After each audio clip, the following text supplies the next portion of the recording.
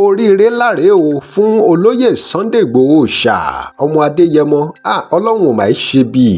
ohun téèyàn bá gbà ló máa ká bí olóyè Sunday Igboho ṣe ń gbìyànjú láti jà fẹ́tọ̀ ọmọ Yorùbá pé kí ọmọ Yorùbá lè lómìnira kí àwọn Fúlàní dáràndáràn má ṣe wá ń jà bá mọ́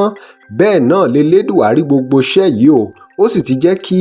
àwọn Community Court of Justice of the Economic Community of West African States ECOWAS ní Àbújá wípé kí ìjọba Republic of Benin san owó rọ̀gbọ̀rọ̀gbọ̀ fún àjàfẹ́tọ̀ ọmọ Yorùbá ìyẹn ti Yorùbá Nation Chief Sunday Adéyẹmọ owó tó tó 20 million CFA láàrin oṣù mẹ́ta láì dènà pẹnu. Ẹ máa gbọ́ kí ló wá fa ọ̀rọ̀ yìí o kí ló gbé owó 20 million CFA jáde láti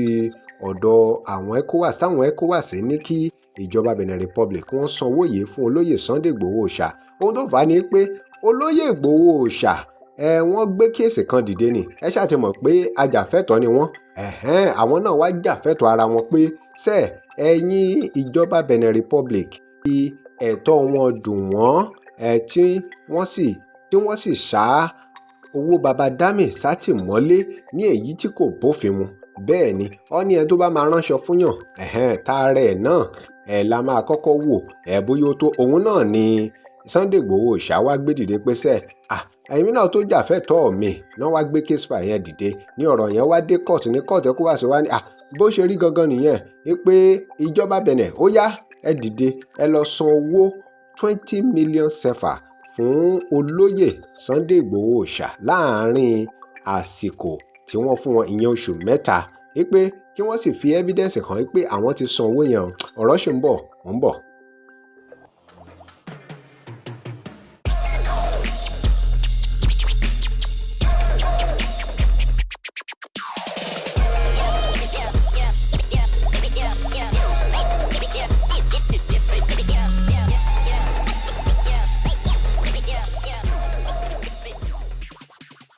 Welcome to Digi Nigeria. Remember to like, share and follow. Ṣé ẹ rántí pé wọ́n arrest Sunday Igboho ní ìlú Benin Republic ní July 20, 2021 látàrí pé ìjọba Nàìjíríà fẹ́ kí ìjọba Benin Republic kí wọ́n mú olóyè Sunday Igboho ṣàmọ́lẹ̀ nígbà tí olóyè Sunday Igboho ṣà ń kúrò Nàìjíríà lẹ́yìn ìgbà tí ìjọba Nàìjíríà ní kí àwọn agbófinró kọ̀ọ̀kan lọ réèdì ilé Igboho ní Sókà Ìbàdàn. Ọ̀rọ̀ tó lágbára ni o. Ó ti wá hàn gbagba pé elédùà ń bẹ lẹ́yìn májàsọ́lá owó babagbagedeimo pẹ̀lú gbogbo nǹkan tí àwọn èèyàn ń sọ lọ́tún lósì òòlù gbogbo ète gbogbo ẹ̀tàn lóòótọ́ wọ́n dìtẹ̀ ní olóyè Sunday Igboho ṣá fún ọdún méjì àmọ́ Ọlọ́run farahàn bẹ́ẹ̀ ni ó pàpà gbèjà ìjà tó fi di pé wọ́n lọ sí ìlú Germany. Ìròyìn ti wá fi hàn dájú pé bí àwọn kan ṣe ń sọ pé wọ́n dìpọ́tù Sunday Igboho pé ọ̀rọ̀ wá rí bẹ́ẹ̀ o ṣé ẹ tún wá rí i pé elédùà tún wá ti fi hàn dájú pé òun ń bẹ lẹ́yìn olóyè Sunday Igboho ṣá nítorí àwọn ìgbìyànjú àtòun àti àwọn tó kù tí wọ́n ṣe inú kan kọ̀ọ̀kan sí ilẹ̀ Yorùbá pé kí ilẹ̀ Yorùbá lè tẹ̀síwájú pé kí ilẹ̀ Yorùbá má bàa rẹ̀yìn pé kí ọmọ Yorùbá lè gba ẹ̀tọ́ wọn kí